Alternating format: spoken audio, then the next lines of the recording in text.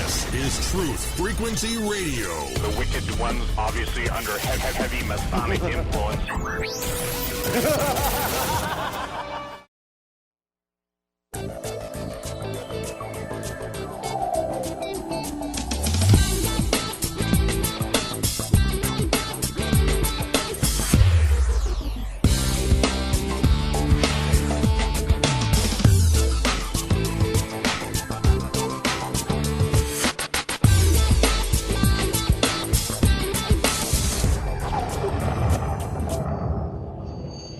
This is your last chance. After this, there is no turning back. You take the blue pill. The story ends. You wake up in your bed and believe whatever you want to believe. You take the red pill. You stay in Wonderland. And I show you how deep the rabbit hole goes.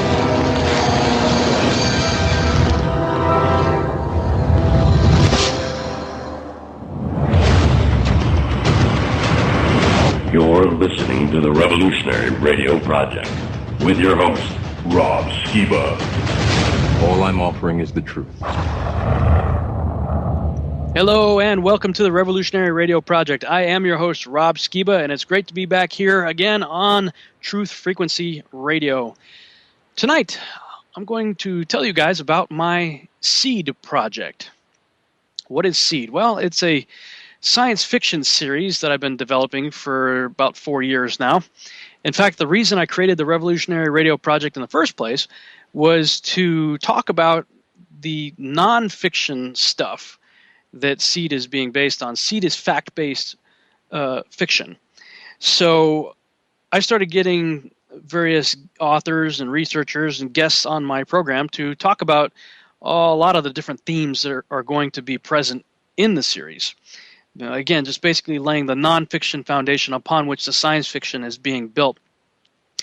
And I pitched SEED as Lost meets Battlestar Galactica wrapped up in an X-File. And the reason I say it that way is because it's going to have all the mystery and intrigue that makes a show like Lost so interesting, at least for the first 3 seasons anyway.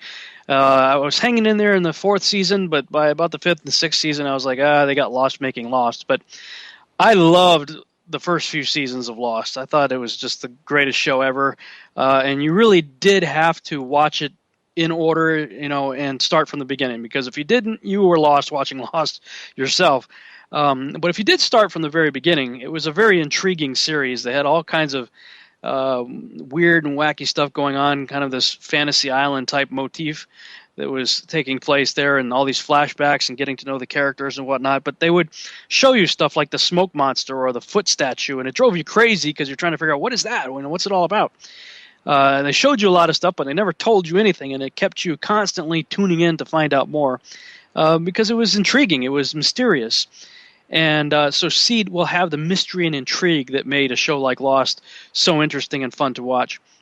It'll have the sci-fi appeal of shows like Battlestar Galactica or V, or shows of that nature.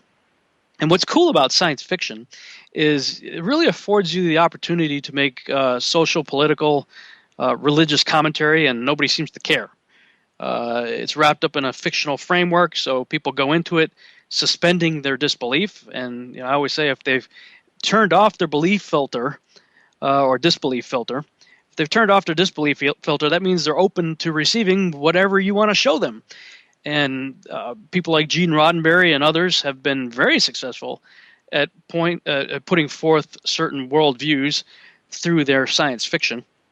And we've all been influenced by it in some way, shape, or form. In fact, some of you maybe heard me talk about this before. I was a missionary for 6.5 years, and it didn't matter where I went in the world. I've been to over a dozen countries, and I could go anywhere and ask through interpreters, where does the phrase, "May the force be with you," come from?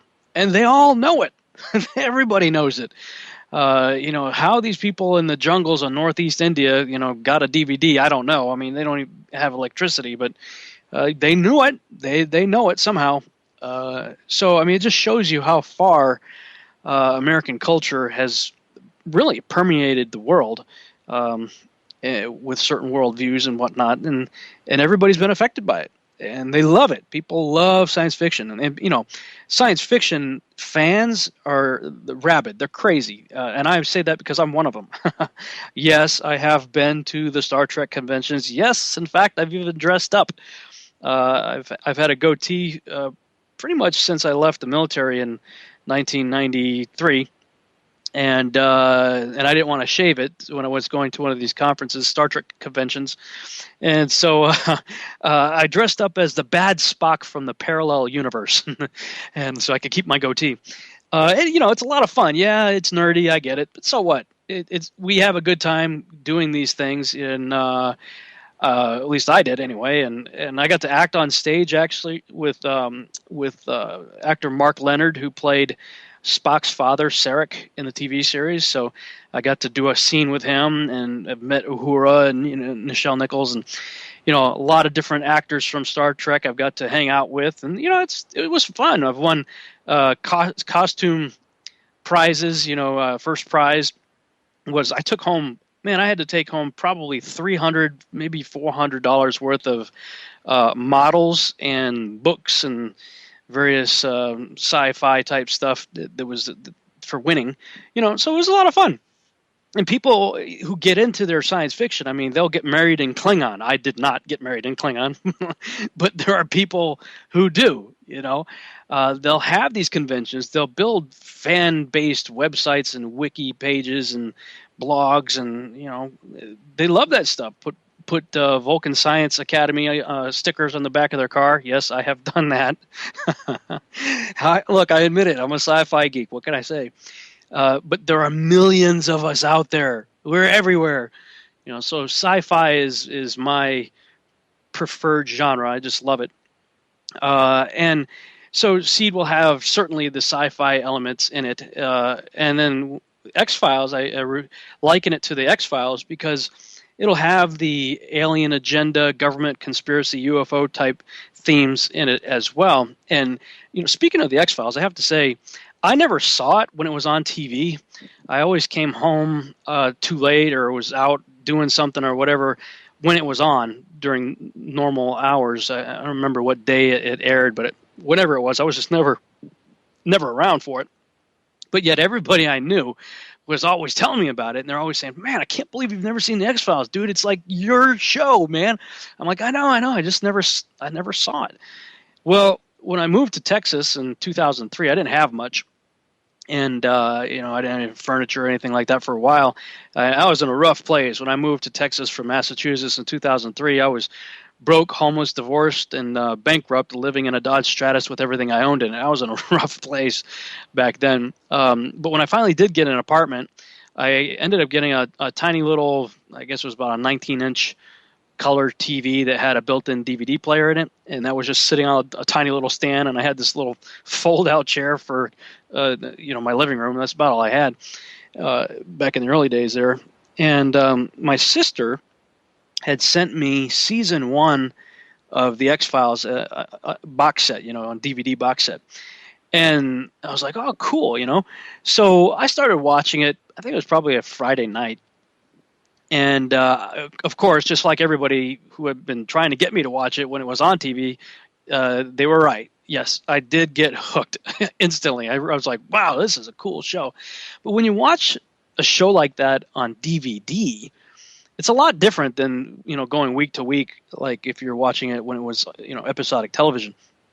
And I noticed some patterns. And, of course, I started watching it Friday night. I went through the whole weekend. That's all I did. I just watched all of season 1. And then, of course, I became obsessed and was like, I got to see season 2. So I started looking online. I found some dude in China that had all 9 seasons for like $100 or something like that. It was probably all bootleg, but it came, in professional packaging and labeling and everything. I mean, it looked like it was the real deal.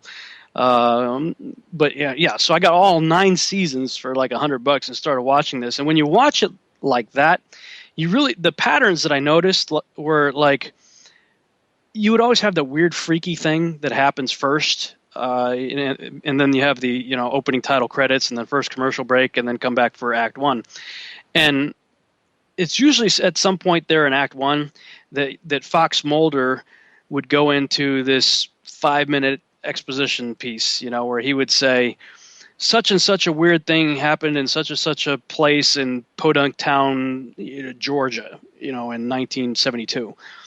And I started noticing this pattern. Well, I decided, I wonder, I went on Google and started punching in keywords from the little 5-minute exposition piece that Fox Mulder usually did.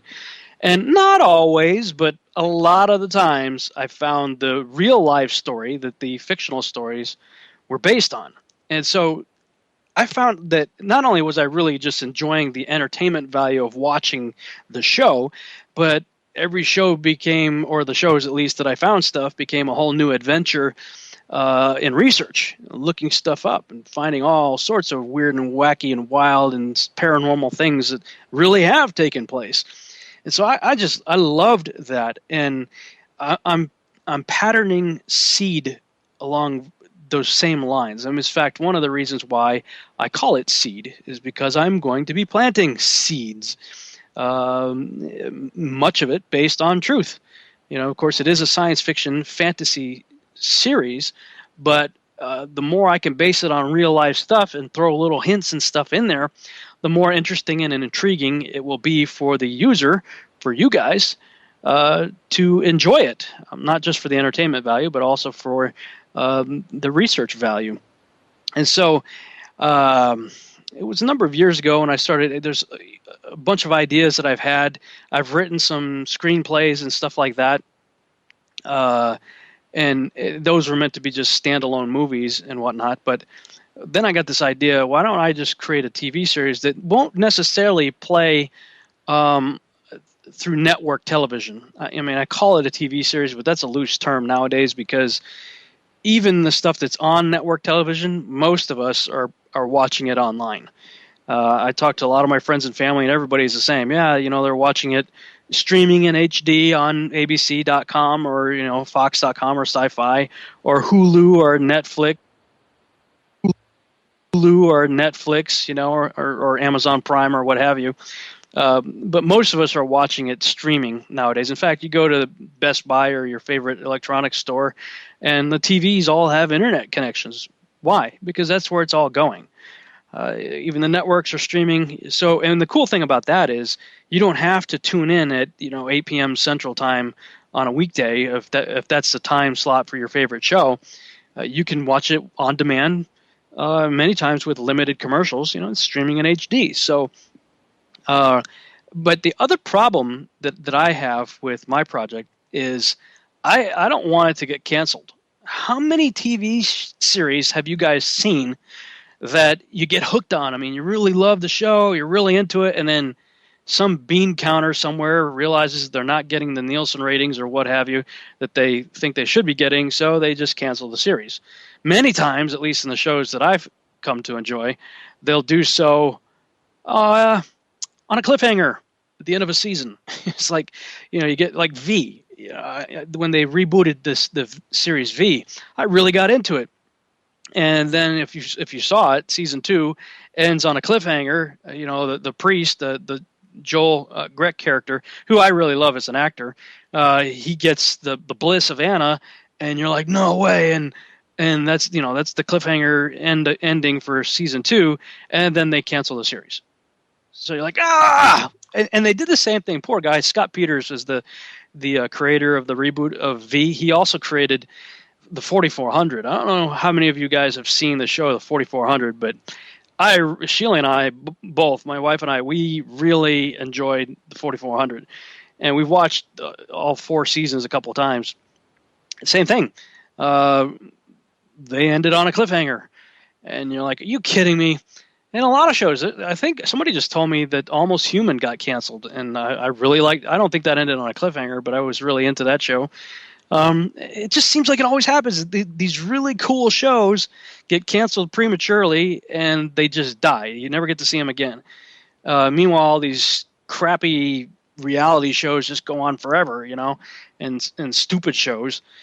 It's so frustrating. So I'm like, no, I'm not going to give the studios that control. That's why I cannot and will not go to a studio unless, if we sign some very strict legal contracts that say you will not cancel us, and if you do, you do not own the rights, and we have the rights to continue even if you do cancel us. Whatever. I'm not going to release creative control of the project to anybody. I've got 72 episodes outlined for a planned 6-season run. 6 seasons, 12 episodes per season. That's the way I've got it laid out. And I don't want anybody censoring me. I don't want anybody controlling my content. And I definitely don't want anybody to have the power and the control to cancel us prematurely. So we've got to go about this a different way.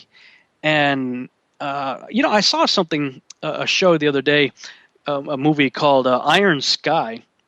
And I remember seeing a while back that it was a fan-based, financed movie. And I'm going to look more into it. And in fact, if you see the credits at the end of the movie, you'll see, people from all around the world got involved with it, and they showed all the names of the people who contributed financially to the project. And it's you guys. It's us. It's you and me, Joe Blow, who's into the whatever the subject matter is, just giving a few dollars here and there, a few hundred or whatever, toward the project because we all believe in it together. And if you've seen the movie, as a movie, it's it's okay. It's kind of a turn your brain off kind of movie, and just enjoy it. But production wise, it was fantastic. All the special effects were very well done. It looked, you could put it up next to Independence Day or, District 9 or any other type of movie like that. And, it stands right alongside those in terms of production value. And the fact that a movie like that can be shot with being funded by the fans, that's encouraging. That's exciting. And that's where I want to go with Seed. I would love to really, honestly put the control in your hands.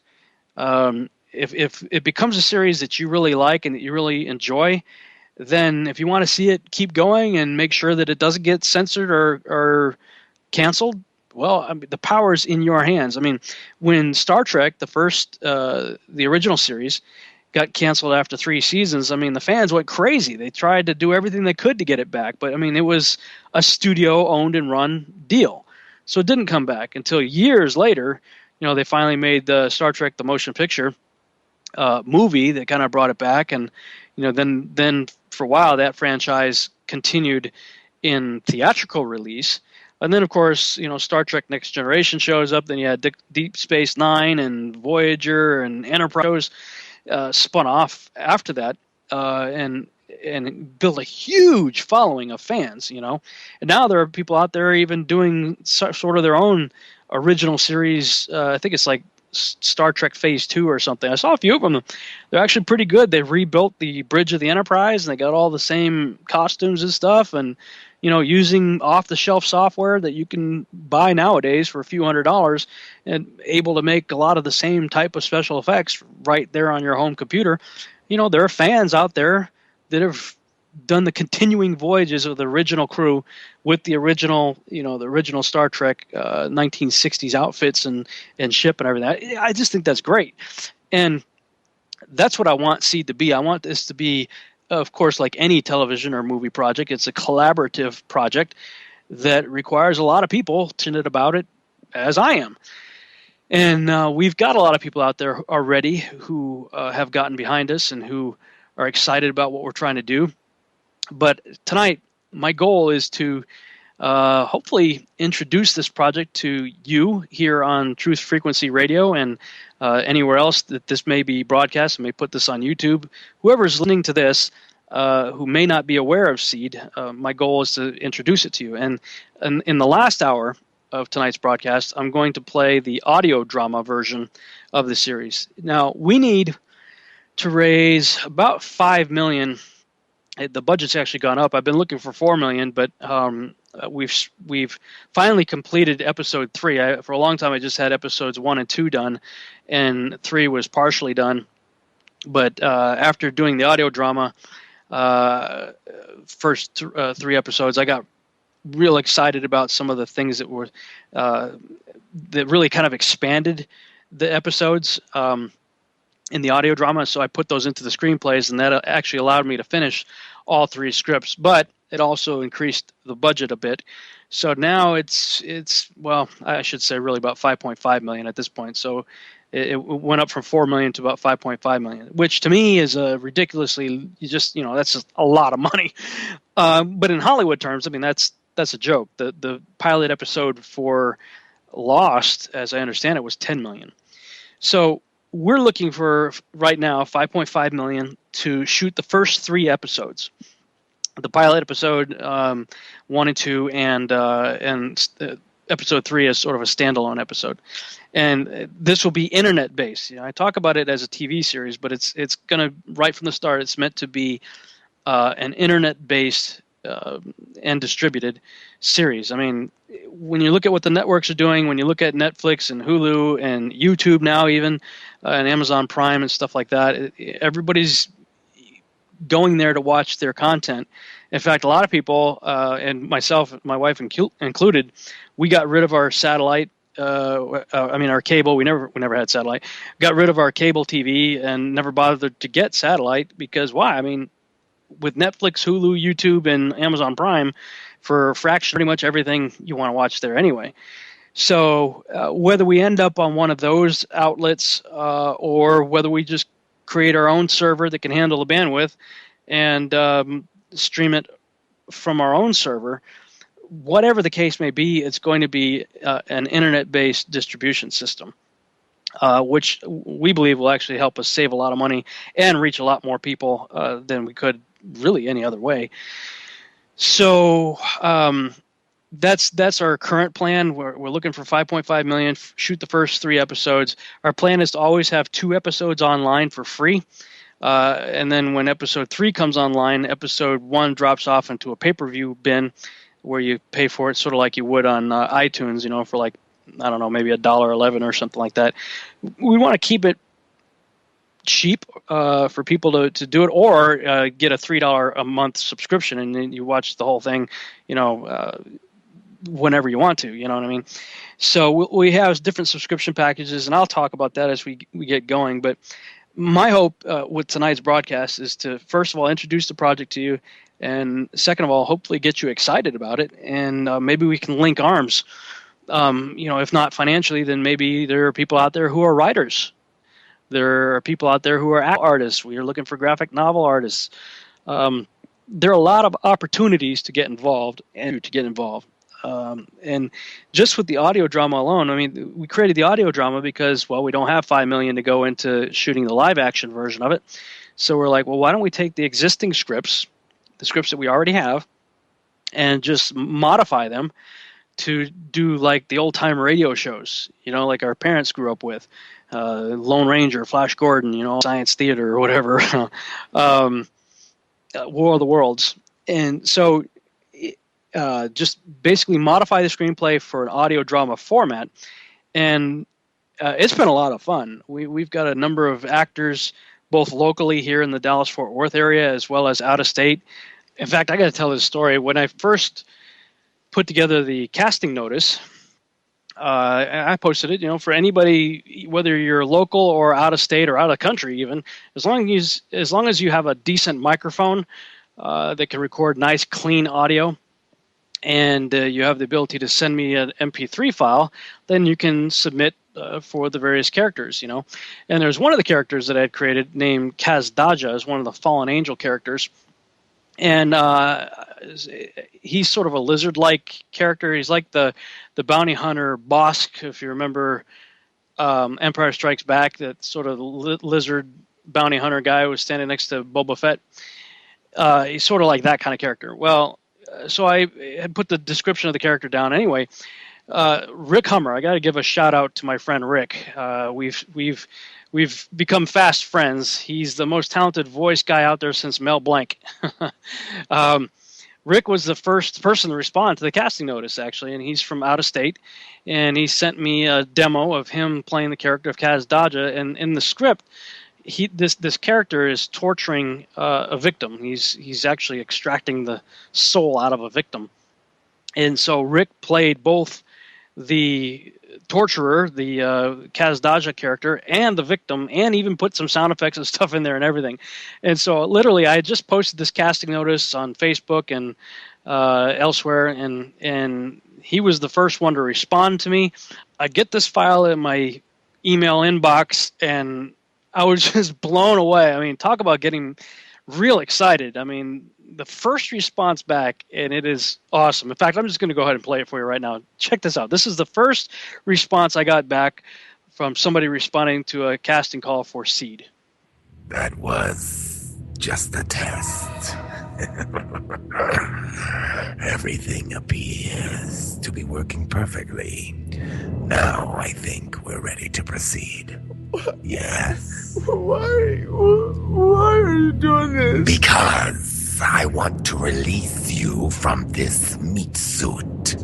Just imagine the fun we can have then. Now extend yourselves and save him if you can. That's just a little piece of the clip that he sent me. He did the entire scene. I mean, playing the victim, playing Kaz Daja, the torturer, fallen angel guy, with sound effects and everything. I mean, I was like, wow. I mean, he sounded like Vincent Price or something. But for that being the first time hearing the words come to life with an actor doing the characters, I mean, it was just amazing. We got real excited about it and went into high gear earlier this year, producing the audio drama. And we're getting ready to go to a break right now. So when we come back, we'll talk more about that.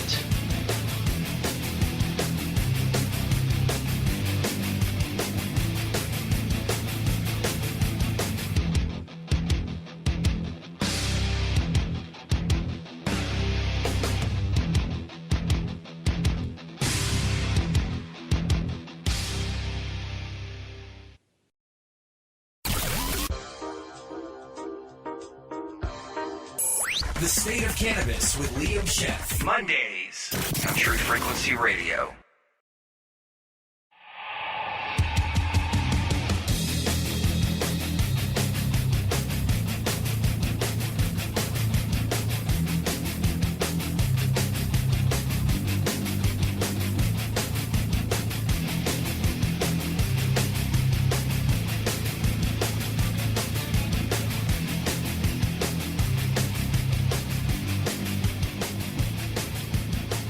And we're back on the Revolutionary Radio Project. I am your host, Rob Skiba. And before the break, I was giving you a little bit of an introduction to our Seed project. And right before the break, you heard Rick Hummer doing Kaz Daja, torturing a victim, which was a scene actually from the end of the episode 2 screenplay. And so let me just kind of give a general overview of the project as we head to the top of the hour. Seed, the series, is our proposed hour-long dramatic science fiction series planned to span 6 seasons with 12 episodes per season. It is designed to appeal to a broad audience with a story that is thought-provoking, intriguing, and original. We plan to do this as an independent project so that we can retain total creative control of the content, as I mentioned earlier, and we will self-distribute through our internet channel, currently slated to be se3d.tv. I spelled it that way because if you've seen the logo for Seed, you see that the E's are facing each other. One of them's turned backwards. And so spelling it out, se3d .tv is likely going to be the URL.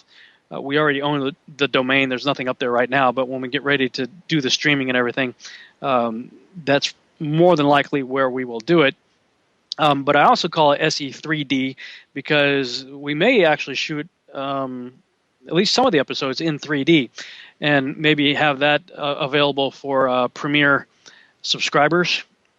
So you could watch it either in standard definition or high definition, just standard 2D, or in 3D. So we're working on that anyway.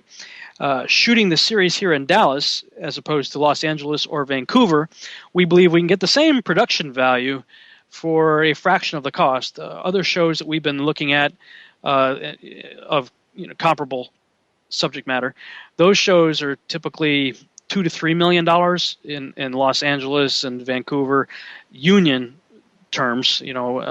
Shooting it as a union gig. Texas is a right to work state, so we don't have to shoot it union. We can go non-union and save some money that way. Also have some contacts out in South Africa.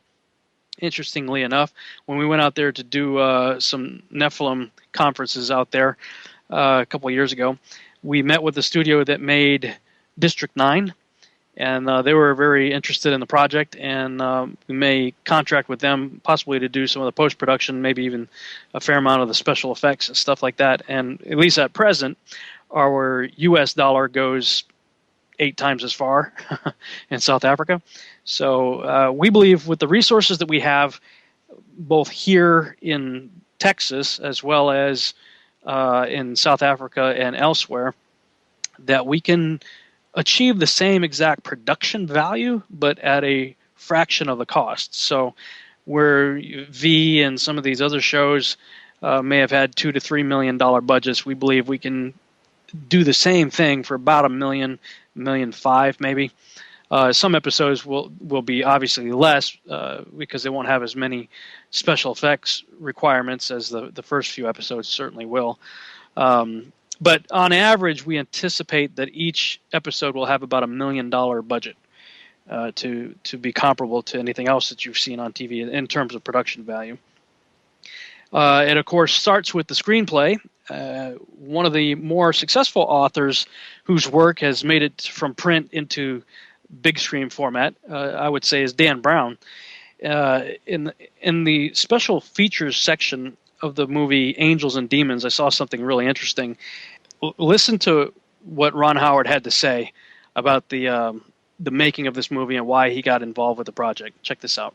The great thing about the book is, and all Dan's books, is that they are loaded with historical detail and an intense amount of research. It's really a gift. I mean, you just get to flip through and find out things you never knew. I think that's part of what people go to these movies for and what they buy Dan's books for, is that level of scholarship. Galileo's third text. For Angels and Demons, I did the bulk of the research before I wrote the novel. Made 3 trips to Italy, spent a lot of time in Rome and Vatican City, gathering information on churches and artwork and Vatican history. What's great about the stories that Dan Brown creates is that they stimulate so much curiosity, discussion, and research. Everybody that I know gets involved with the project, working on it, having read the book, seeing our movie now. It drives them to the library. It sends them to the internet. They want to explore the Illuminati, and there's so much written about it. It's fascinating stuff, and it's the kind of thing that leads to a fascinating set of clues and a great mystery. So that was just a little clip from the special features there. You had Dan Brown, some of the other people involved with the project, and of course you heard Ron Howard at the end there talking about how much research went into this, and it's intriguing, it's interesting, the mystery involved with it, and people are fascinated by the Illuminati and stuff like that. Well, Seed is also based on a tremendous amount of research and contains themes relevant to both ancient times as well as the events of our day today. And, of course, I've done a lot of research on secret societies and the Illuminati and stuff like that. And that's what led to the writing of my first book, Babylon Rising, and The First Shall Be Last. But also this whole idea of angels and demons, and which was really the subject of my second book, Archon Invasion, The Rise, Fall, and Return of the Nephilim. And so I'm dealing with a lot of the same themes that somebody like a Dan Brown might be dealing with Seed. But I'm coming at it from, I guess, perhaps a different worldview than some of these other guys are coming at the same subject matter. And when it comes to stories and movies and shows dealing with angels and demons, man, they just consistently get it wrong. I don't know if you guys are following the new series that's out right now, Dominion. And there's another one that came out a while ago. It's a little mini-series called Fallen. Now, okay, I'm going to play some clips, and then we'll come back and talk about it. Previously on Fallen. I think angels are here. Don't you ever feel like you're in the presence of something special? I'm really scared. I'm afraid there's something wrong with me. Aaron's scared? Aaron okay? A dog is not talking to me. You are in danger, Nephilim. Why did you call me Nephilim? Because that's what you are. You're half angel, half human. The Nephilim had the powers of angels, but the souls of man. They are the biblical half-breeds. The prophecy said you would come, and here you are. He bears the names of the fallen. He has the touch of the angels. The powers think that they are the Creator's personal stormtroopers, and their whole goal is to get rid of Nephilim, and they absolutely hate the fallen. The important thing is that Kumail, leader of the powers, is here, and he's probably looking for you. I've been looking for you for centuries. I've been kicked around since I was a baby. One foster home to another, and all I ever wanted was a normal life. Your life is in grave danger, and you must come with me now. I can protect you, I can hide you. Why don't you just go back to heaven and leave me the hell alone? You tell us where the Nephilim are, and we let you live. You sent killer angels to my house? What about my family? Well, they're not your family, is it? If you forsake your powers, you can save the life you have here. If not, you will become what you were born to be, the Redeemer. When God created man, a jealous Lucifer mounted a great rebellion in heaven. His army of angels was defeated and forever banished from paradise. These angels, the fallen, abandoned Lucifer, choosing to live on earth among the pleasures of humans. They took mortal wives and fathered abominations, children called Nephilim. They have the powers of angels, but the souls of men. Angry, the Creator flooded the earth, killing the Nephilim and driving the fallen into hiding. He sent the powers, fierce warrior angels, to hunt those that survived the flood. But there was hope for the fallen in a prophecy. A Nephilim would be born, who would redeem them and return them to paradise. So the fallen watched and waited. Yeah. So the fallen are looking for a Nephilim redeemer. Well, they're in for quite a disappointment because they're not going to find one. The Nephilim were utterly destroyed all throughout the scriptures. So this is total. Okay, yes, it is science fiction fantasy, but the least you could do is like stay close to the original subject matter that you're dealing with. You know, the ancient record is quite clear.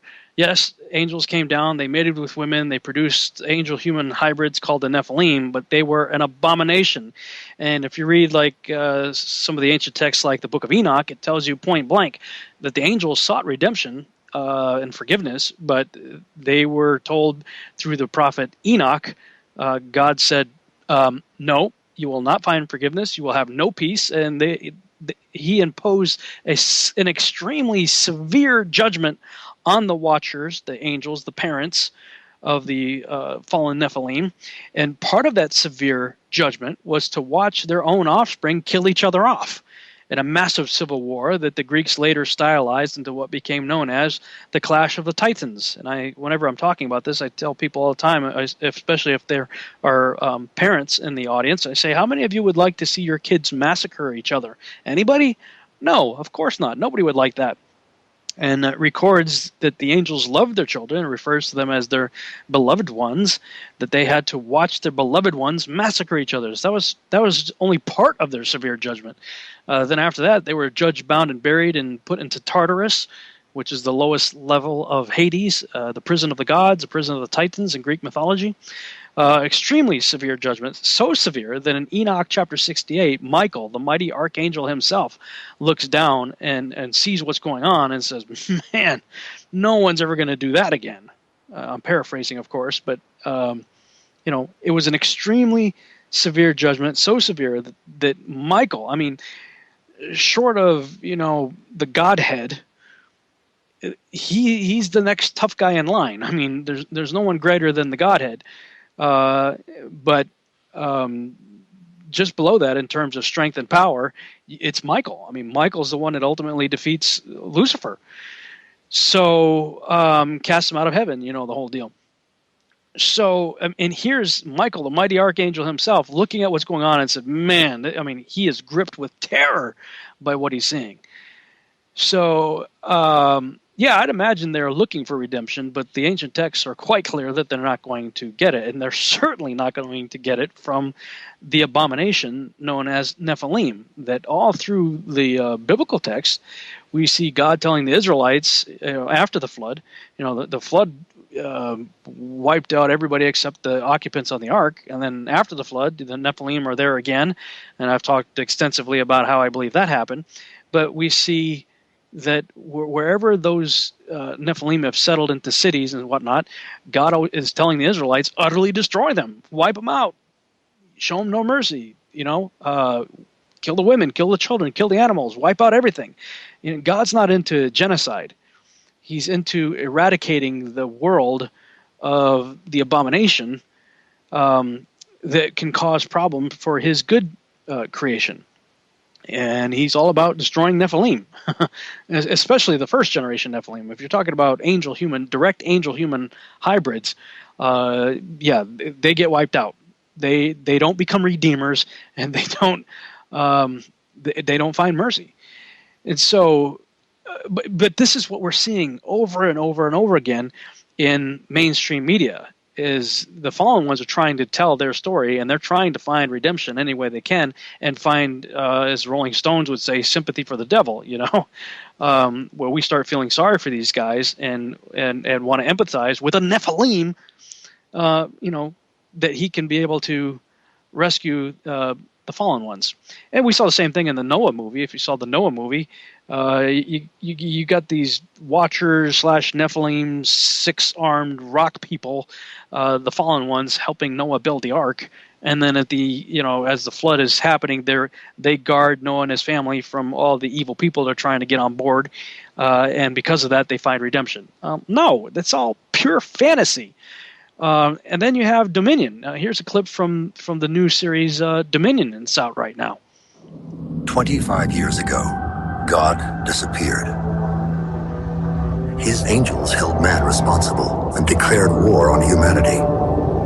The Archangel Gabriel led this war of extermination, hoping to rid the world of humans and claim dominion over it. Some higher angels refused to take sides, but the lower angels joined Gabriel.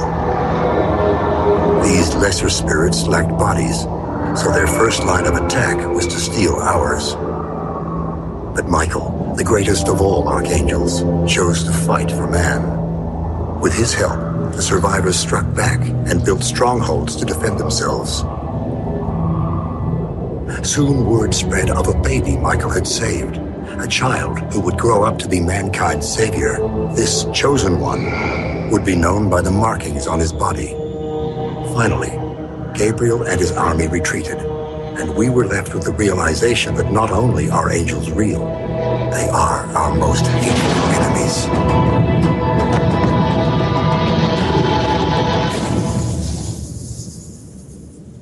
Another one, just full of garbage and totally inaccurate to the source material, especially if they're using the Bible for their source material. They're like way off base. And, again, you've got another child savior, and presumably a Nephilim child savior. And I've noticed something else when it comes to this type of subject matter is the fallen ones must really hate Gabriel. And I suppose it makes sense because, Gabriel's the messenger of God, and, he's the one that announced the birth of Yeshua, Jesus, the Messiah, who would be the one who would ultimately defeat all of these entities in the final battle. But they're always depicting Gabriel as the bad guy. Like the premise of this film, or this series, Dominion, in one of the episodes, it showed Gabriel talking with Michael, and Gabriel's got father issues. He's looking at Yahweh as his father, and Dad's gone off, and he believes it's the humans' fault. It's all the people's fault that God took off, and so he figured the people made God so angry that he had to leave, and he wants Dad to come back, so he figures, well, it must be my job to go wipe out the people, because if the people are the problem, then I'm going to destroy all the people. And Michael takes up the cause for everyone on Earth, the humans, and he fights for the people. And so now you have the two brothers, Michael and Gabriel, in the story, fighting each other with opposite views of, you know, what God really wants and stuff like that. You know, I mean, it makes for interesting drama, interesting entertainment, but it's just not accurate. And it's like, what if we just stuck to what the ancient texts actually say? I mean, if we're going to deal with this type of subject matter, why don't we remain true to the source material? And so that's really what we're trying to do at Seed. We want to remain true to the source material, and tell very interesting and compelling stories dealing with a lot of the same subject matter, angels and demons and Nephilim, and the interaction with the human race and end times type stuff. And so, I mean, there's certainly plenty that we can talk about, and that's what we aim to do, but to do it while remaining true to the source material.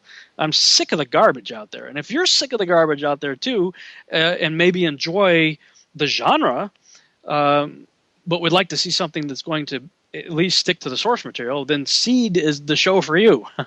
And like I said earlier, we're putting the control in the audience's hands. So if you want to see this happen and see the story told a lot more accurately than what we're seeing in all these other shows, then we invite you to join us, to get involved.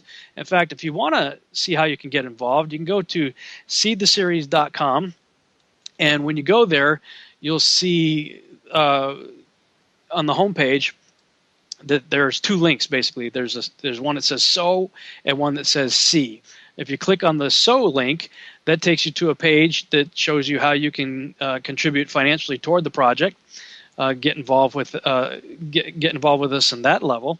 If you click on the C link, it takes you into the sort of the guts of the website, where you can see and read all about the project and what we're trying to do and how we're trying to do it.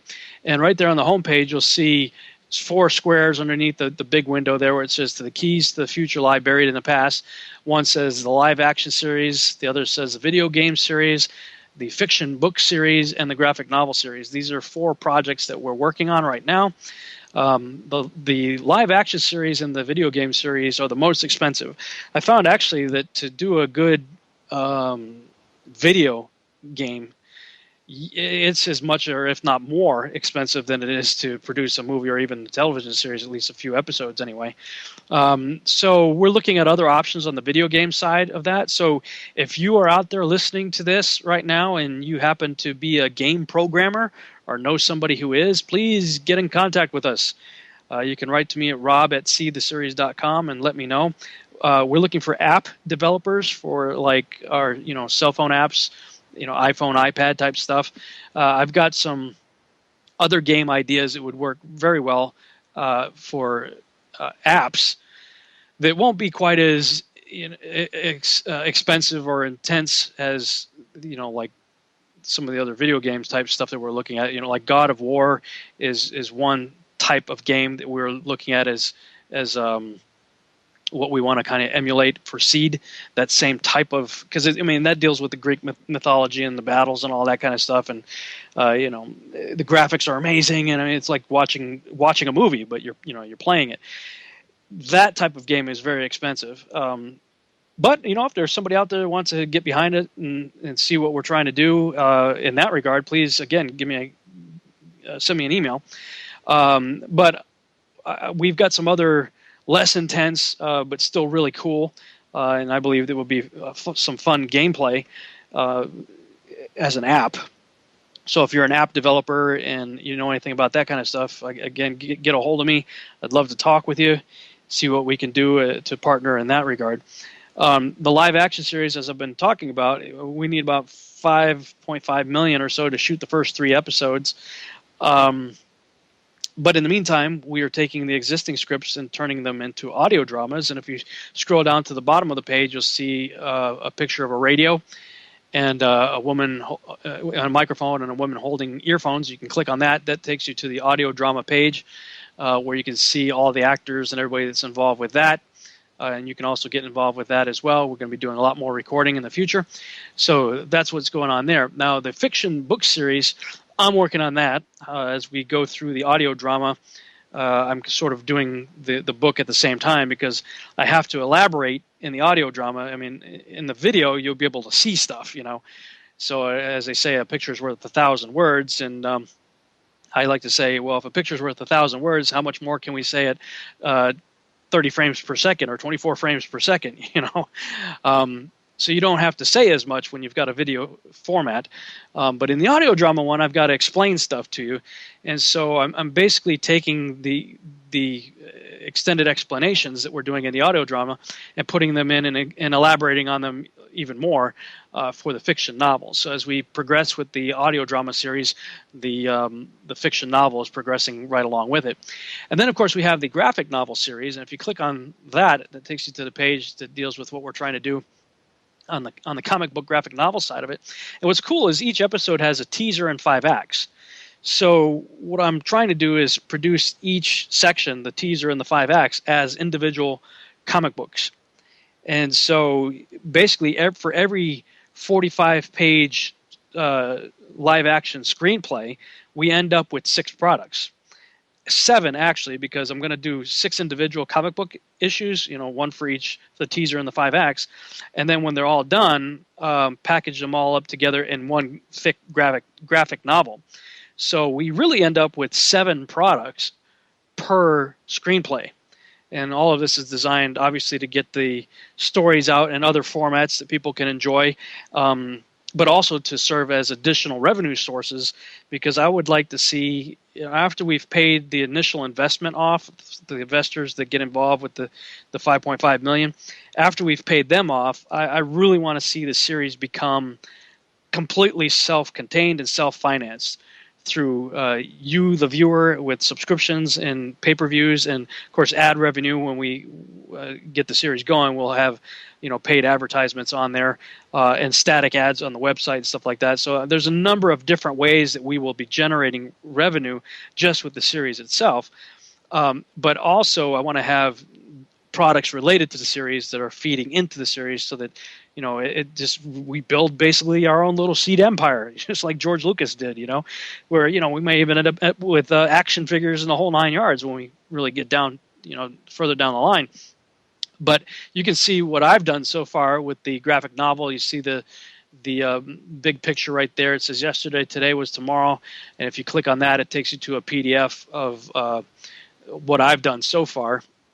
And that's really just as a demo, just to let people kind of get an idea of what we're trying to do. But I don't have time to do that. I mean, I can do it, but I don't have time to do it. So I'm looking for people who are graphic artists that can draw, you know, Marvel comic book quality pictures. Or do like I did. I actually used a software called Poser and have created characters in Poser, and then I just pose them, and then using various filters in Photoshop and stuff like that after I export the images, making them look like a graphic novel. So I mean, there are a number of ways we can do this, but I want it to look, you know, really good. So if you have those types of abilities, we welcome you to contact us and let us know. That may be one way that you can get involved with the project. And if you go to the top of the page there, you'll see where it says Get Involved. There's a tab right there. It's a main menu link. Click on that, and that'll show you different categories. Online social networking, if you click on that one, we're looking for people that can help us promote stuff. This will involve extensive and strategic use of online social networking sites such as YouTube, Facebook, MySpace, etc. I don't know if anybody even uses MySpace anymore, but anyway, using the social media aspect, you know, helping us to get the word out. We've got banner ads and stuff like that you can place. If you've got a blog or something like that, you can copy our banner ads and put it on your blog or your website, help us get the word out. Looks like we're getting ready to go to a break right now, so I'll tell you what, we'll... This is the Truth Frequency Radio Network. We are TFR. Truth Frequency Radio.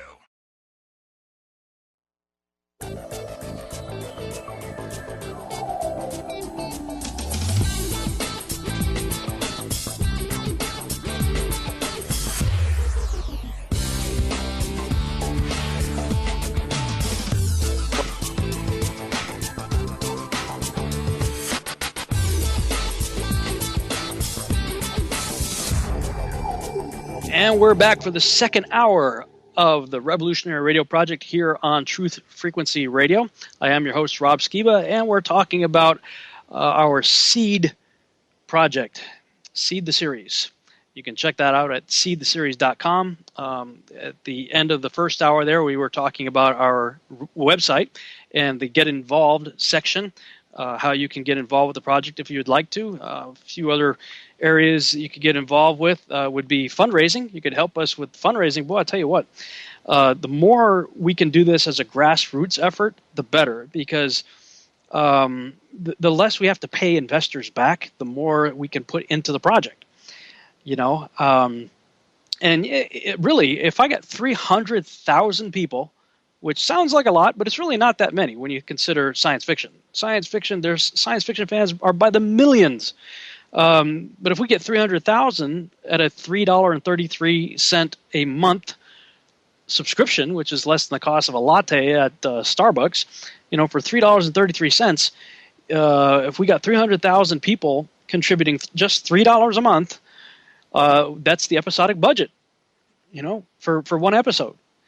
So, if you want to see how that principle works, just go to your local tollway and see how many people are spending 25 to 75 cents, an hour just for one exit on the tollway. And you'll see how that principle adds up very quickly to millions of dollars. So, help us mobilize, get the word out. As little as $3 a month with 300,000 people, we're in business, and we don't owe anybody any money. It is just go right into production, and we'll be off and running. So certainly, if there's people out there that can help us out in that regard, that would be awesome. And there are other ways you can see right there on the website in the Get Involved section: video editing, audio editing, script writing. Oh, that's a big one right there. Script writing. I've been writing all the scripts myself so far, but I want to get with creative minds, with other people who have. I don't want just anybody who can write. Hey, I like to write. Yeah, that's fine. But do you know how to write in screenplay format? Do you have Final Draft? That's kind of step one. You got to have the software Final Draft, because that's the software I use, so we can pass scripts around and work together. That would be a major necessity for us to collaborate. But understand how script writing works, how the formatting works, how pacing works in television in particular. It's different from writing for a movie or for a theatrical play. So A, you have to understand that. B, have a good working knowledge of at least some of the content that I'm dealing with this series, and I can get you up to speed on that. I can have you sign a non-disclosure and really go deep with you. The reason for the non-disclosure is because we have built into the program that we're working on for Seed that there will be a trivia game that for subscribers, premium subscribers in particular, that at the end of each season, whoever gets all the trivia questions, I know what the seeds are that we're planting. So those who figure it out, we will have a $10,000 cash prize. At least that's the plan. That's what we're working on anyway. You can win $10,000 at the end of the season. So obviously, if I give you all the inner workings of Seed, then that would disqualify you and your family, anybody you know, from participating in that. Just to be fair. But I can get people up to speed on that. So I'm looking for collaborators to help with the script writing. And there are other things up there you can check out too. So again, seedtheseries.com, click the Get Involved tab, and that'll show you how you can get involved with the project. Now, for the rest of the broadcast, I'm going to air the audio drama, beginning with the prologue. So here's the prologue to Seed the Series, the audio drama.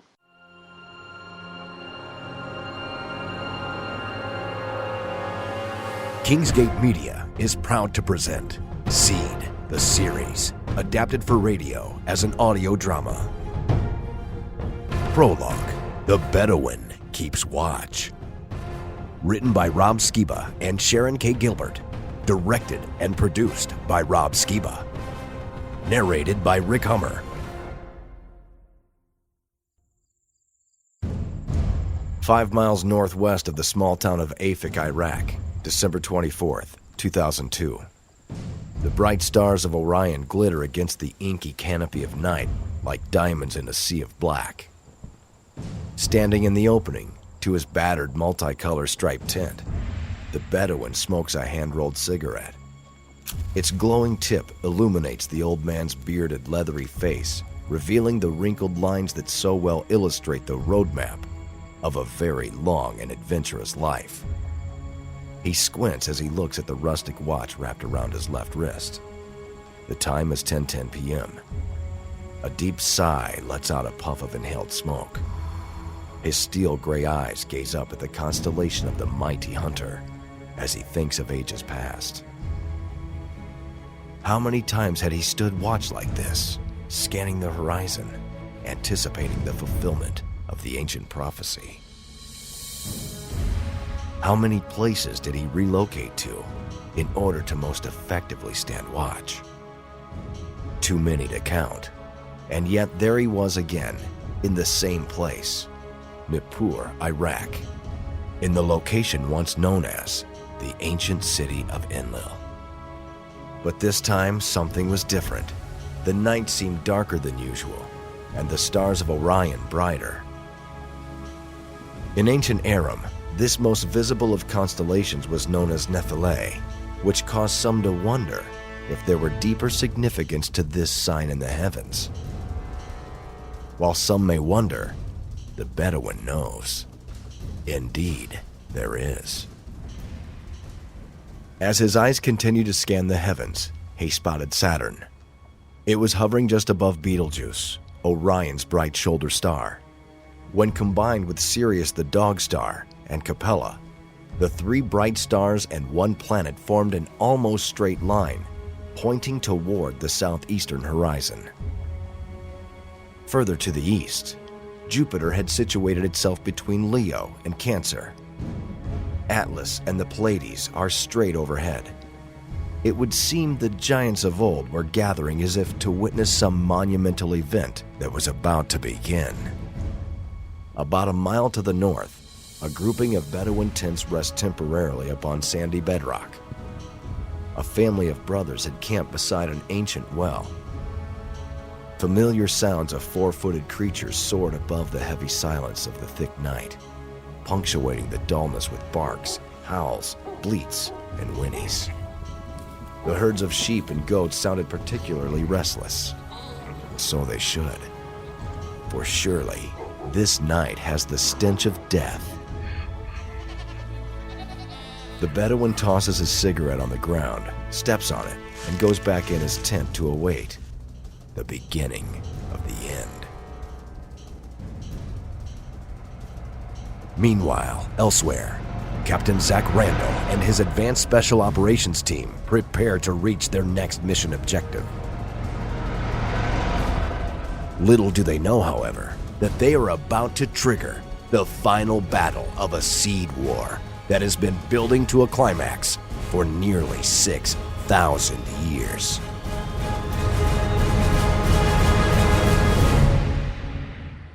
Okay, that's the prologue that introduces the character of the Bedouin. So he's an important character for you to be paying attention to, especially as the series progresses. Now, we'll get into See the Series Episode 1, The Agartha Mission.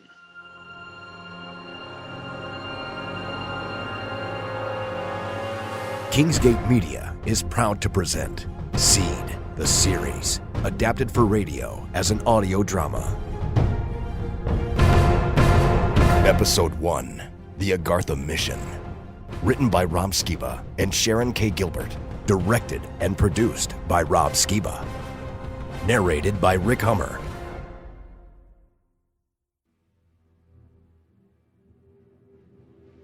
Time.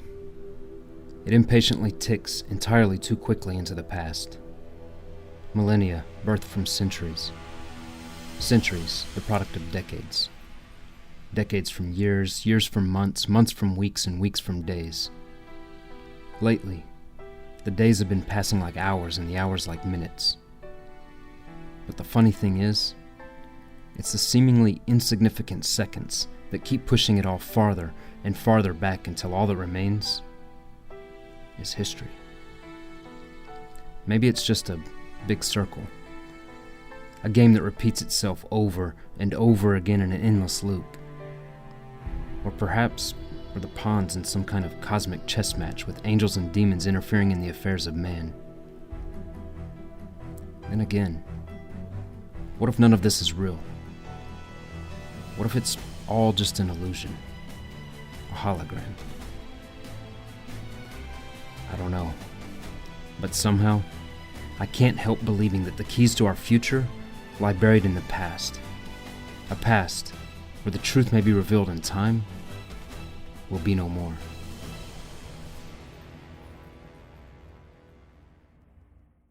My name is Captain Zach Randall. I began to feel this way just before the Agartha mission. In fact, that was my last journal entry before everything in my life would be changed forever. You see, in December of 2002, my Special Operations Unit was sent on a covert mission to Iraq. We were told we were looking for weapons of mass destruction.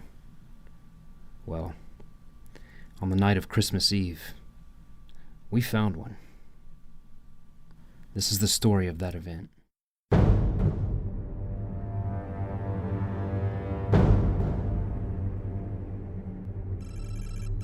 High above the Earth, the Ouroboros spy satellite begins to relay imagery and telemetry data down to a high-tech, covert military command center.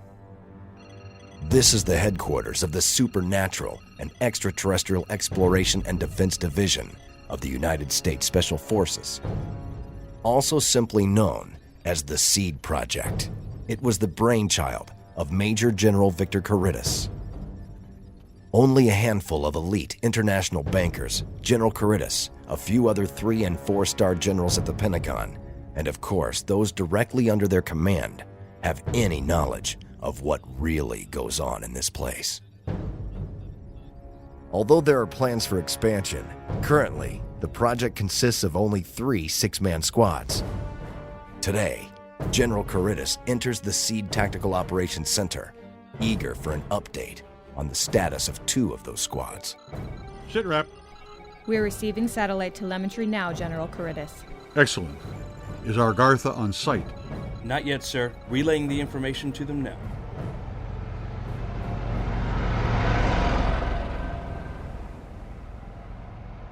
Meanwhile, 2 SUVs make their way across the desert sand 160 kilometers southeast of Baghdad.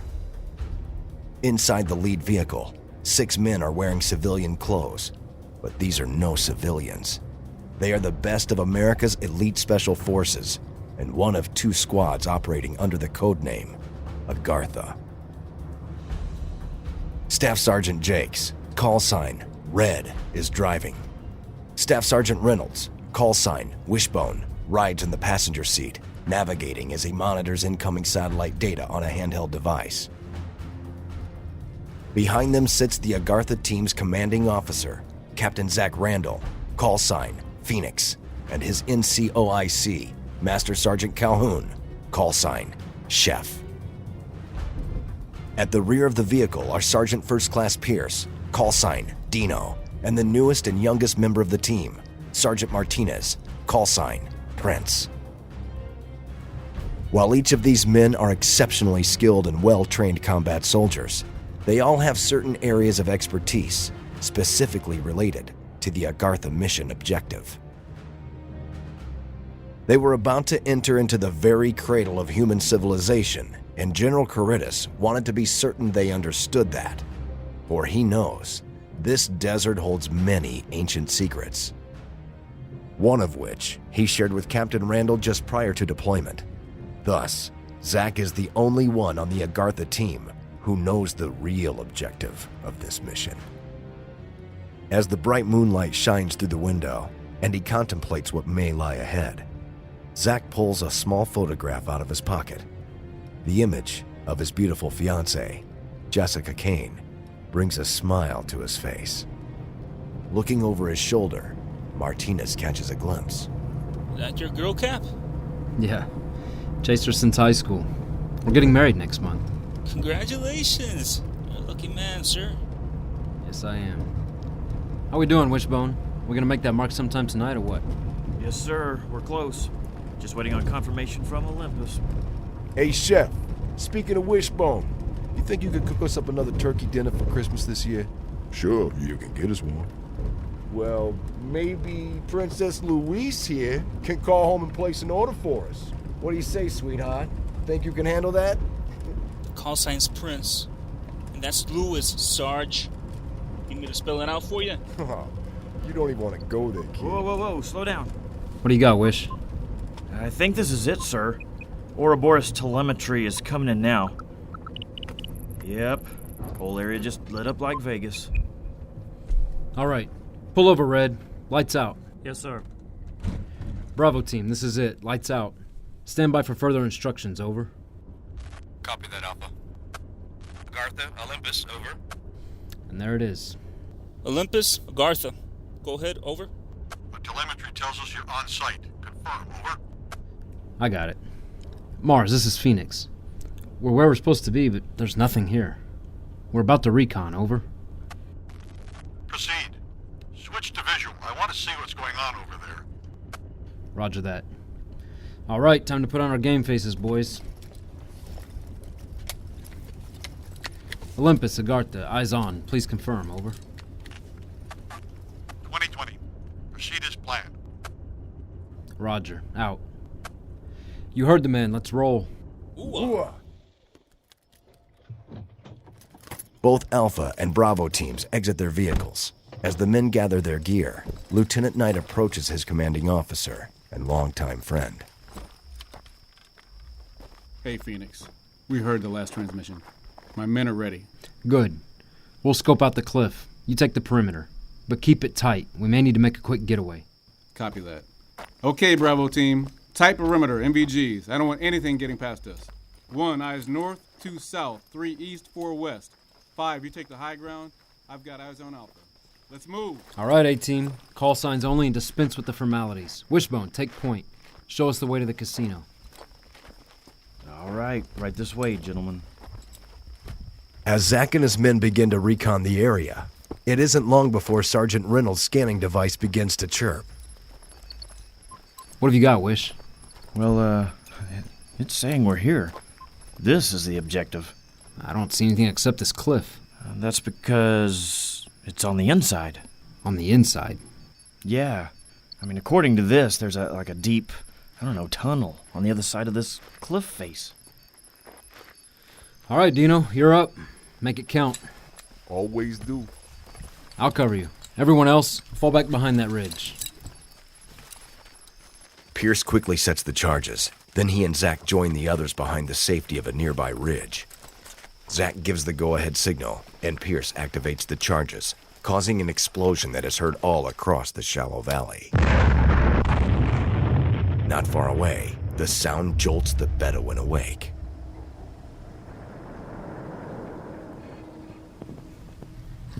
And so it begins. Lieutenant Knight and his men tighten their grip on their weapons. They begin to scan for anyone who may have become aware of their presence. Stay sharp, boys. Meanwhile, Zach and his men quickly rush to the newly exposed tunnel entrance. Wow, eye in the sky sure pegged this one. You ain't kidding. Olympus, Agartha, you getting this? Over. Roger, Phoenix. Proceed with extreme caution. Ouroboros is picking up some strange energy readings. Over. You getting it? Yeah. There's some serious energy spikes coming from deep inside. Wait, what do you mean, energy spikes? Check it out. You see this right here? It's spanning all electromagnetic spectrums, hopping from frequency to frequency. I've never seen anything like it. All right. Roger, Olympus. We're going in. As they enter the tunnel, Martinez and Jakes are the first to notice a terribly foul stench. Oh, man. Oh, my God. What the hell is that smell? Over here. Pierce shines his weapon-mounted flashlight down, revealing dozens of corpses. Well, they're not human, I can tell you that. Looks like they're all goats. My God. There are hundreds of them. What's with the crimson ribbon tied around their horns? This must be the site of some ancient ritual sacrifice. Elsewhere, General Caritas watches the computer monitors with extreme interest. He smiles as if he's found what he's looking for. Meanwhile, back inside the tunnel, Zach covers his face with his scarf as he kneels to inspect the ribbon-tied horns of the goat skulls. Oh man, I don't know, guys. This is some serious bad mojo. Easy, Prince. Check the superstition at the door. Everyone mask up, we're going in. The soldiers don their protective masks in preparation to continue deeper into the unknown. Oh, you want me to call you Mommy Noob? Keep laughing it up, funny boy. You don't know what I know. I know you're a little... At ease, ladies. I got something, Phoenix. If I'm reading this right, the Grand Casino's just ahead, about 35 meters. Lead the way. The men proceed through dense cobwebs until they eventually come before a large stone wall, which has strange writings etched all over it. Looks like some of the same writing we saw in Damascus. Zach reaches out to touch the wall, but his touch is met with a severe electrical shock. Ah, son of a Phoenix, are you okay? Yeah. About crap my pants, though. Olympus, Agartha, are you getting this? Over. Repeat, Olympus, Agartha, do you read? Back at the command center, all of the monitors are filled with static. What's happening? Sir, the signal's being jammed by some sort of electromagnetic interference. Interference? From where? It appears to be emanating from below the surface, General. Sir, I've lost the signal. Get it back. I'm sorry, General. It's gone. Damn it! Back inside the tunnel, Zach tries desperately to reach them on the long-range radio. Mars, this is Phoenix. Did you receive last transmission? Please advise, over. Mars, this is Phoenix. Looks like we're on our own. Great. Now what? Nothing's changed. We do what we came here to do. Dino, let's get some shape charges on this thing. On it. And if the WMDs are behind this thing? Then we'll find out soon enough, won't we? Careful, Dino. We don't want to collapse the tunnel. And watch yourself. This thing packs one hell of a shock. You read my mind. Pierce puts on some rubber gloves and cautiously tests to see if he can safely touch the strange wall. Once satisfied that he can, he carefully places shape charges in strategic locations all along its edges. That should do it. All right. Fall back to the entrance. The men all exit the tunnel, taking cover nearby. Zach nods to Pierce, who nods back, then hits the detonation button.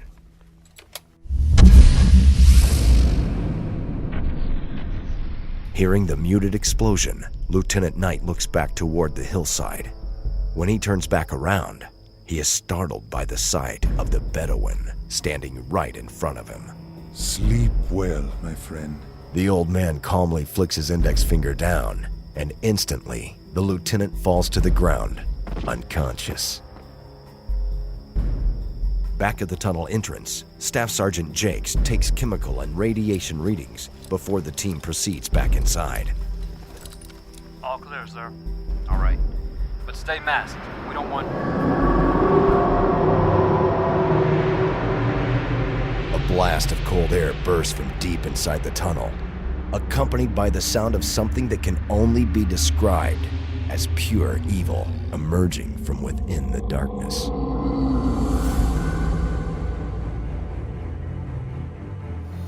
To be continued in Seed, Episode 2, The Cave.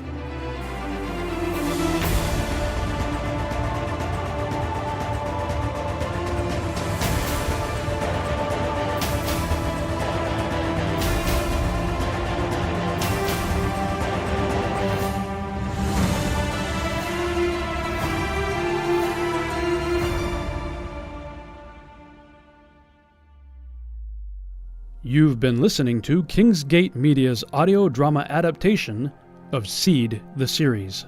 This episode featured the voices of Shane Land, Nikki Hedgemar, Robert Skiba Sr., David Palaise, Arturo Portillo, Preston Hare, Rick Hummer, Lance Russell, Israel Palays, Marty Azell, and Charles Duran, with narration by Rick Hummer.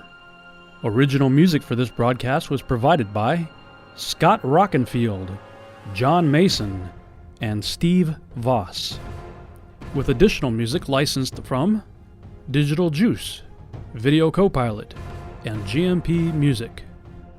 Original sound effects by Rob Skiba and Paul Villeneuve, with additional sound effects licensed from Digital Juice, Video Copilot, GMP Music, and SoundDogs.com. Sound engineering and final edit by Rob Skiba at the Kingsgate Media Studio in Addison, Texas. For more information on this and future episodes, please visit seedtheseries.com.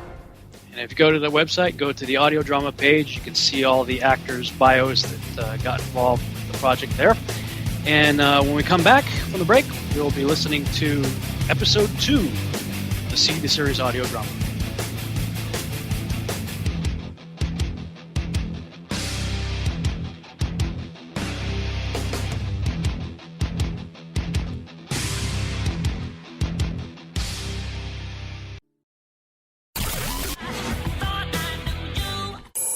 The Covert Report with Susan Lindauer.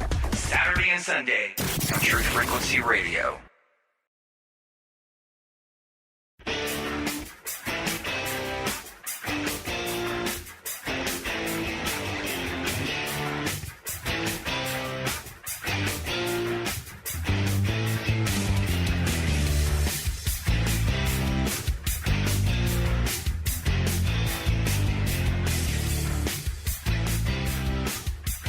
And we're back on the Revolutionary Radio Project. I am your host, Rob Skiba, here on the Truth Frequency Radio Network. And tonight we're talking about the science fiction series Seed that we're developing. You can check that out at seedtheseries.com. And if you want to go to the audio drama page, it's seedtheseries.com/audiodrama.html. And there you can see the actors and their bios and get to know the people that are involved. A lot of very talented people are helping us out with this, and I definitely want to give a big thank you to all of them, and hopefully this will gain them some exposure. Maybe some of you guys out there might be agents, or somebody out there listening might know somebody who's an agent, so hopefully this will, I haven't been able to pay them, but at least I can give them some exposure, so that's what we're trying to do. So please go there and check that out. Now, I'm going to go ahead and play episode 2. Now, the episode numbers don't correspond with the scripts in the sense of script 1 and script 2. They really correspond more with Act 1 and Act 2. So, I mean, each script will be 45 minutes long. Of course, then with commercials, it's an hour-long total drama.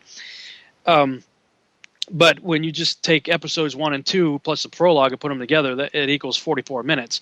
But it's not a complete script. So it's really kind of elaborating on what's in the script. So the audio dramas get into a little bit more detail, at least in terms of description anyway, than what you'll have during the actual live action drama there. So, you're kind of getting a little bit more with the audio drama, but while still staying true to the same content. So if that makes sense. Anyway, I'll shut up now. Here's episode 2, The Cave.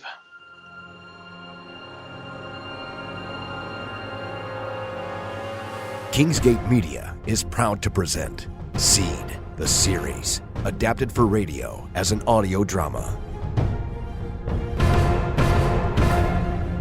Episode 2, The Cave. Written, directed, and produced by Rob Skiba. Narrated by Rick Hummer.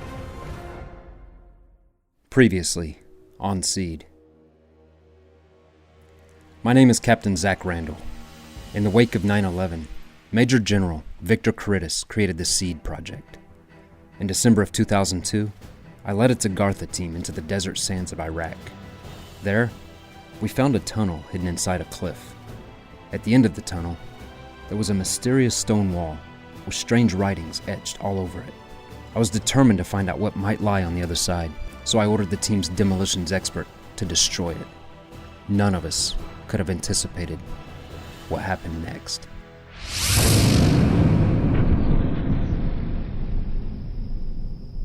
All clear, sir. All right. But stay masked. We don't want...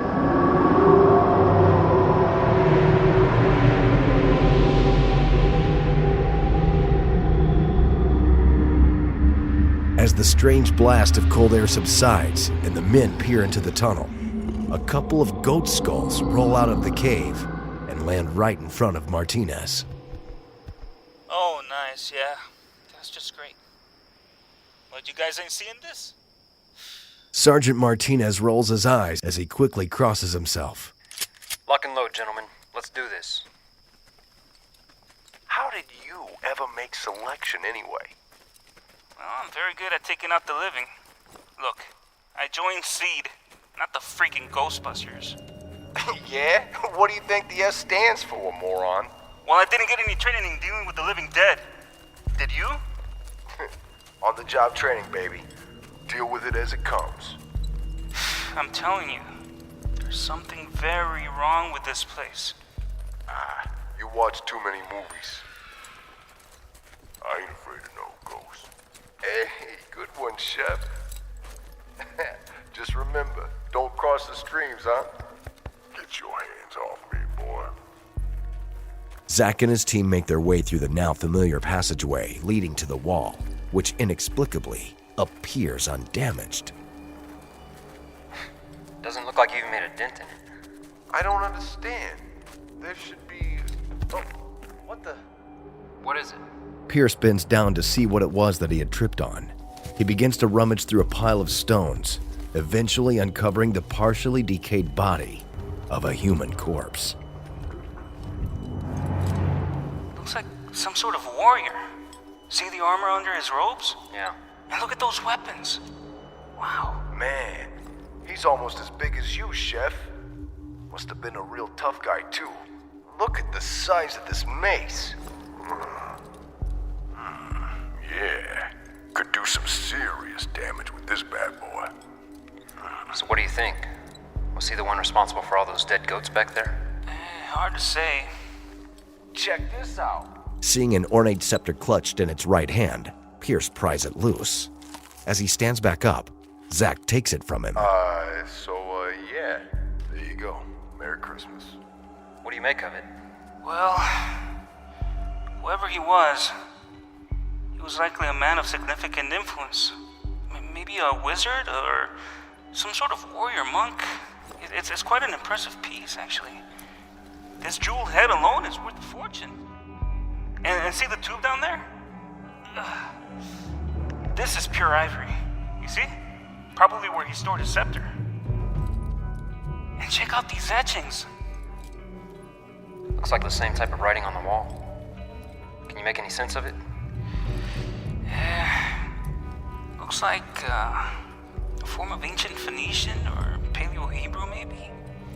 But not exactly, look. There are subtle differences in the iconography. I'm sorry, I'd have to study it a little bit more to understand it. Okay, be sure all of this is documented. We'll deal with it later. You got it. Alright, Dino, what's the deal? Man, I don't get it. This wall should have been pulverized. Well, it wasn't. Got any more firecrackers in that pack? Well, yeah, but... Hello. What have we here? Zach has found a previously concealed hole embedded in the right side of the wall. It appears to be about the same shape and diameter as the scepter's twisted wooden shaft. He considers for a moment, then gives it a try. As he begins to insert the scepter, something pulls it all the way in, up to its jeweled head. Intrigued, he slowly twists the head to the right. Nothing happens.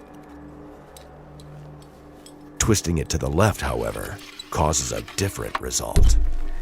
Ah, there we go. Now we see if we've hit the jackpot. They all step back as the massive wall slides to the left, revealing a narrow stone stairway. Taking a deep breath, Zach readies his weapon, looks at his troops, who all do the same, then cautiously enters. Upon taking the first step beyond the wall, a bright light emanates from somewhere down below. Zach quickly gives the hold sign with his fist. Everyone freezes as he motions for Calhoun to take point. Don't cross the streams. Calhoun boldly advances, leveling his M249 squad automatic weapon, ready for whatever lies ahead. Everyone tenses up, raising their weapons to firing positions as they follow. Upon reaching the bottom of the long stone stairway, they all peer into a massive cavern and see something extraordinary. A large, brightly glowing fruit tree that has grown out of a stone-encircled mound in the center of the cavern. My God, it's true. Zach rushes toward the tree as the others follow, each pointing their weapon in different defensive positions. As they do, Martinez's mask begins to fog up. Think it's safe? Zach looks at Jakes, who gives him a thumbs up. Thanks for volunteering. Martinez takes a deep breath, then removes his protective mask. Everyone watches as he exhales and then breathes in the cavern air.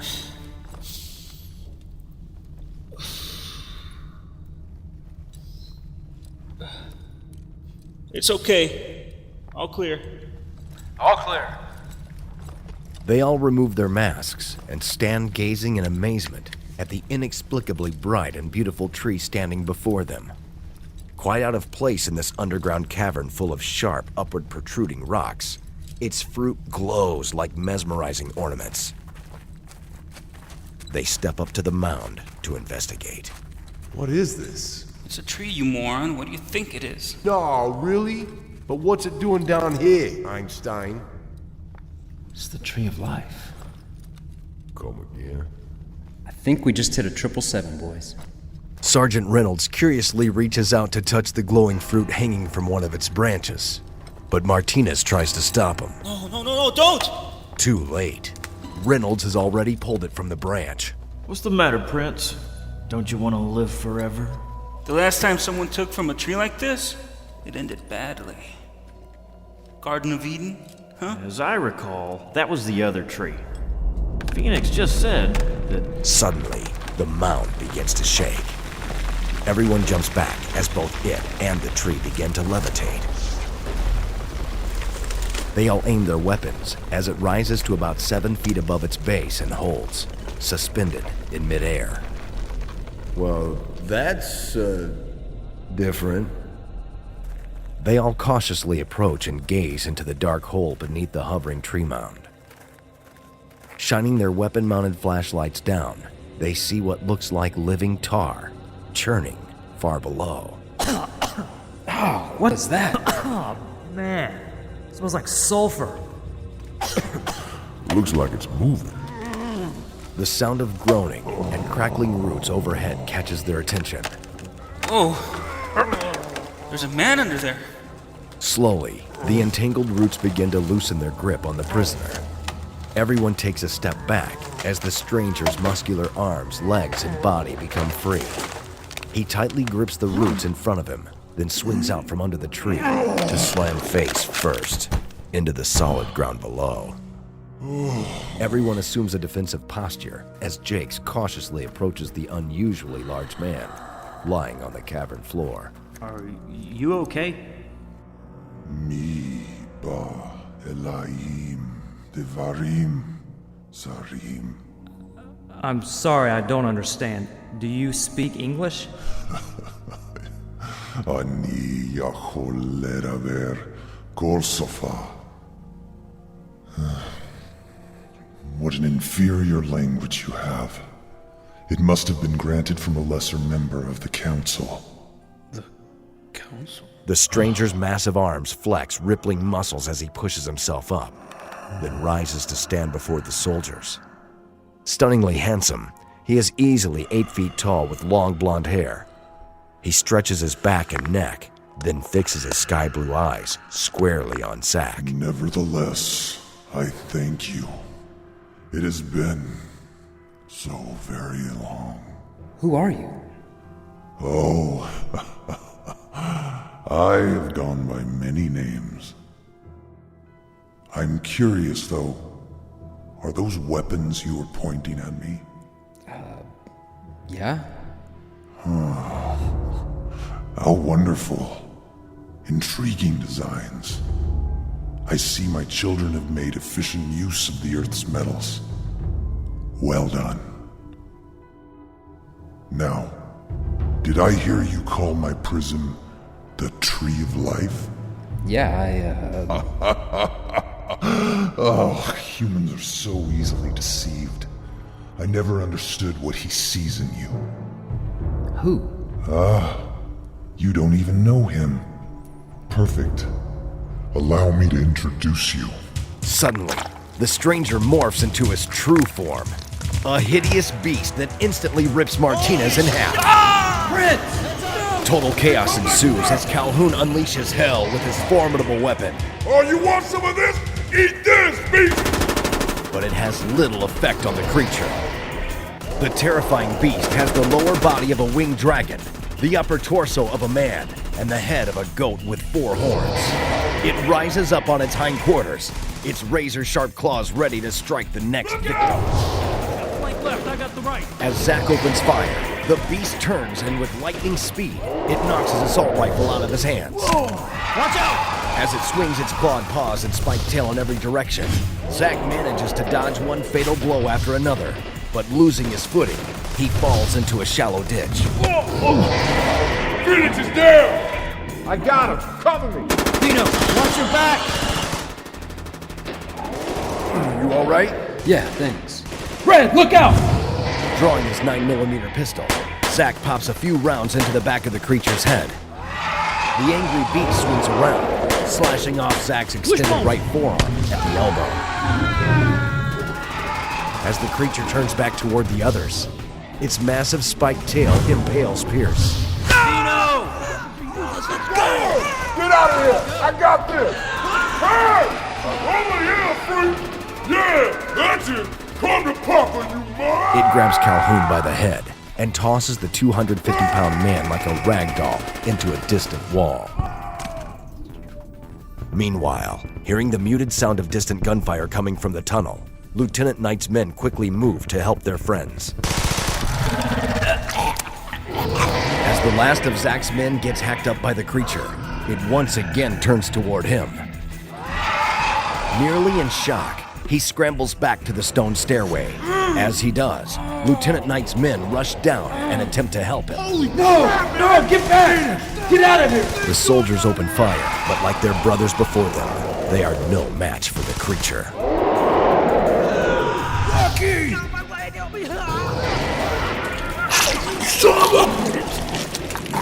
As the carnage continues, Zack stumbles and crawls his way up the stone stairway. Finally, making it to the top, he collapses at the feet of the Bedouin. The old man scowls as he sees the scepter inserted into the stone wall.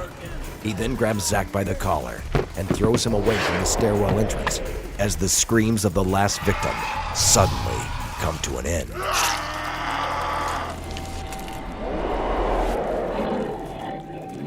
The internal light below dims to darkness, and a monstrous, goat-like head with glowing red eyes slowly begins to emerge. The creature hesitates when it sees the old man. It then mutters a deep, unrecognizable word that only the Bedouin understands. Lo hayom asasal. The Bedouin abruptly thrusts his hand forward, and in a flash of supernatural energy, the creature is violently thrown back.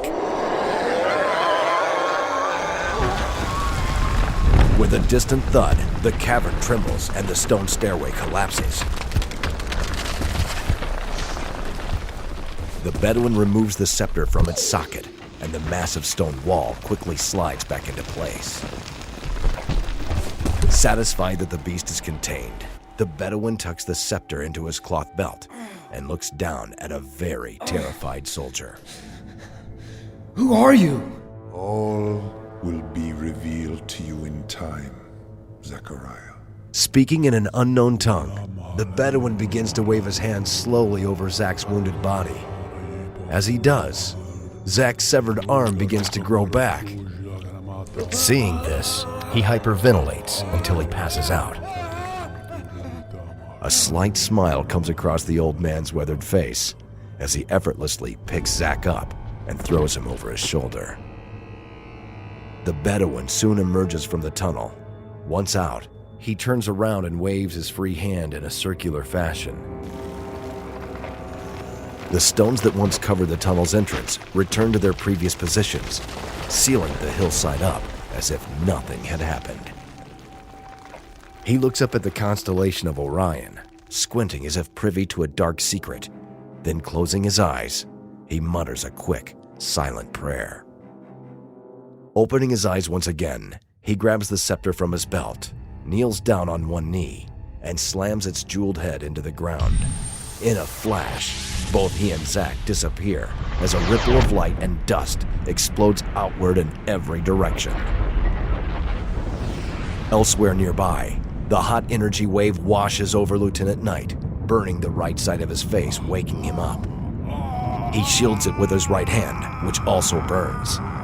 Once the wave passes, he stands. Looking around, he discovers that nothing remains of his team except the two vehicles. In the distance beyond, confused Bedouins and frightened herds of animals slowly begin to head in his direction.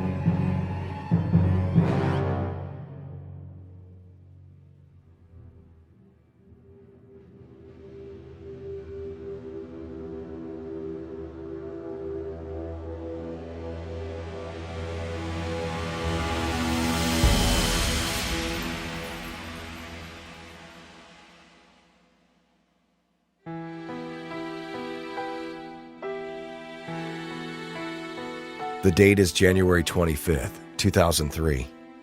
It is a cold Saturday afternoon in Dallas, Texas.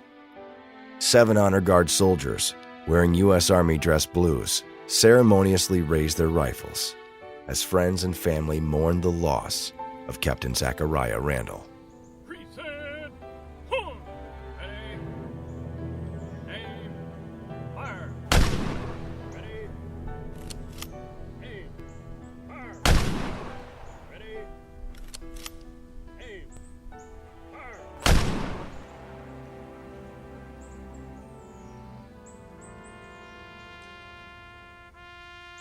The now triangular folded American flag, which once draped over Zach's silver casket, is presented to Colonel Grant Randall. The father of the fallen hero desperately tries to maintain his disciplined composure as he receives it. Sir, on behalf of the President of the United States, the United States Army, and a grateful nation, please accept this flag as a symbol of our appreciation for your loved one's honorable and faithful service.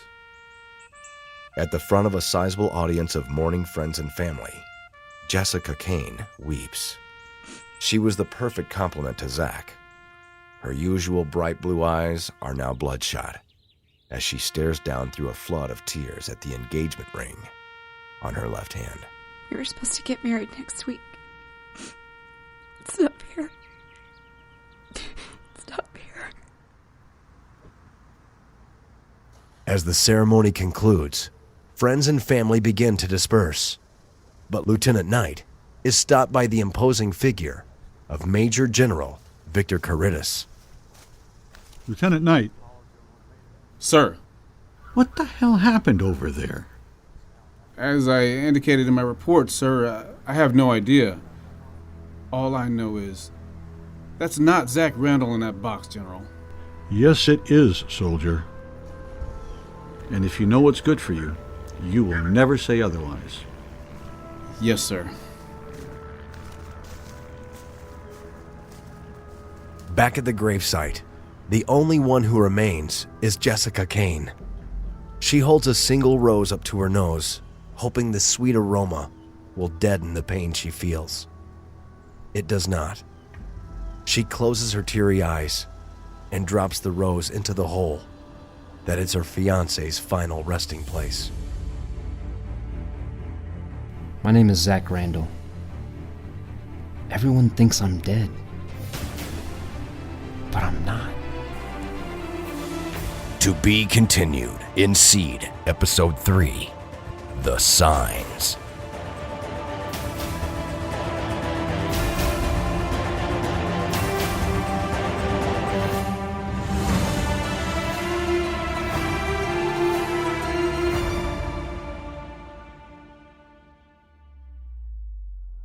You've been listening to Kingsgate Media's audio drama adaptation of Seed the Series. This episode featured the voices of Shane Land, Lance Russell, Arturo Portillo, Rick Hummer, Preston Hare, Charles Duran, Rob Skiba, Marty Azell, Dwayne Fish, April Hartman, and Robert Skiba Sr., with narration by Rick Hummer. Original music for this broadcast was provided by Scott Rockenfield, John Mason, Steve Voss, Jocelyn D'Souza, Kenneth Carter, and Rob Skiba, with additional music licensed from Digital Juice, Video Copilot, and GMP Music. Original sound effects by Rob Skiba and Paul Villeneuve, with additional sound effects licensed from Digital Juice, Video Copilot, and SoundDogs.com. Sound engineering and final edit by Rob Skiba at the Kingsgate Media Studio in Addison, Texas. For more information on this and future episodes, please visit seedtheseries.com. All right, there you have it. That's what we have done so far. We are working on Seed Episode 3, and I think by the time we finish Episode 3, maybe Episode 4, that will actually conclude what will be shown on Episode 1 of the screenplay for the live-action television/internet series. So, I think that we'll get probably between 4 and 5 audio dramas per screenplay, per single episode of what's going to air, as live action. And so with the 3 scripts that I have right now, I anticipate probably having anywhere from 15 to maybe even as many as 20 audio dramas. And we're just going to keep doing them, as long as we can. Of course, if we end up getting funded for the live action series, then all of our focus and attention will be going in that direction.